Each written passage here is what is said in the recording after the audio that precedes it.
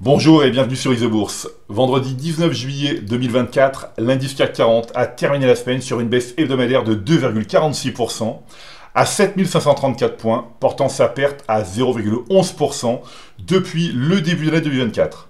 Alors sans exception, les principaux indices français ont clôturé la semaine dans le rouge avec des replis hebdomadaires compris entre 1,6% et 2,5%. La plus forte baisse a été enregistrée par les grandes valeurs des indices CAC 40 et CAC Large 60. Depuis plusieurs semaines, la bourse de Paris peine à se redresser. En effet, les incertitudes politiques persistantes et l'obligation pour la France de présenter un plan de redressement financier à Bruxelles en septembre pèsent sur le marché. Cette semaine, la tendance a encore été fragilisée par plusieurs avertissements sur résultats d'entreprise. Le mois de juin 2024 s'est soldé par une configuration technique préoccupante pour l'indice CAC 40, un croisement baissier des courbes de pression 5 et 20 mois. Ce signal incite à la prudence vis-à-vis des actions françaises, en particulier celles dont les perspectives à moyen terme sont déjà fragilisées. Depuis la mi-avril 2024, l'indice parisien a basculé dans une phase corrective marquée par le croisement baissier des courbes de pression 5 et 20 semaines. Si la courbe de pression 5 semaines avait montré des signes de stabilisation lors de la précédente chronique, la tendance baissière à court terme s'est malheureusement renforcée, reprenant le dessus. Dans le contexte actuel, il est plus que nécessaire de privilégier une approche très prudente en restant bien à l'écart des nombreuses valeurs en tendance baissière majeure identifiées par les courbes de pression 5 et 20 mois négatives. Le logiciel ISOBourse a permis d'identifier les actions du CAC 40 ayant connu les plus fortes baisses sur les 12 derniers mois. Eh bien, le modèle est négatif à moyen terme depuis mai 2023 sur le titre du groupe de luxe Kering.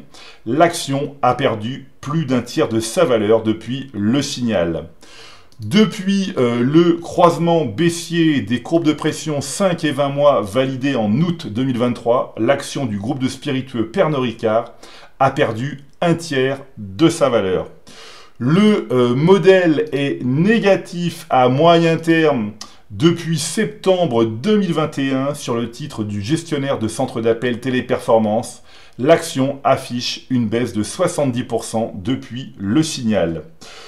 Le logiciel ISOBourse a également permis d'identifier les actions du CAC 40 ayant connu les plus fortes hausses sur les 12 derniers mois. Eh bien, depuis le croisement haussier des courbes de pression 5 et 20 mois validé en novembre 2022, l'action du groupe international de haute technologie Safran a progressé de 70%. Le modèle est positif à moyen terme depuis novembre 2023 sur le groupe industriel Schneider Electric. L'action a gagné 34% depuis le signal. Depuis le croisement haussier des courbes de pression 5 et 20 mois validé en novembre 2023, l'action du groupe immobilier Unibail-Rodamco-Westfield a progressé de 30%. Le modèle est positif à moyen terme depuis octobre 2022 sur le titre du groupe de communication Publicis. L'action a gagné 80% depuis le signal.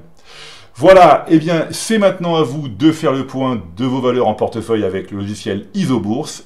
Je vous donne rendez-vous pour ma prochaine chronique et d'ici là, eh bien, restez avec nous sur ISOBourse.